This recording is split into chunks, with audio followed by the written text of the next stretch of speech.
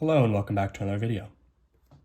In this problem, we're told that each face of a fair 14-sided die is labeled with a number from 1 through 14, with a different number appearing on each face. We're asked if the die is rolled one time, what is the probability of rolling a 2? So when you're dealing with probability, this is a fraction, right? It is the number of events that we want, right? Whatever particular condition we're looking for, in this case it's rolling a 2, over the number of total events. So anything that could possibly happen.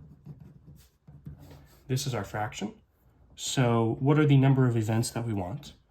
Well, we have a 14-sided dice, so it could land on any of those 14 faces. So there's 14 different options.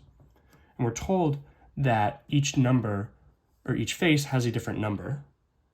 Therefore, there's only one side that has a 2 on it. Therefore, we only have one option out of 14, and this gives us our probability of 1 over 14, which means that A is going to be your final answer.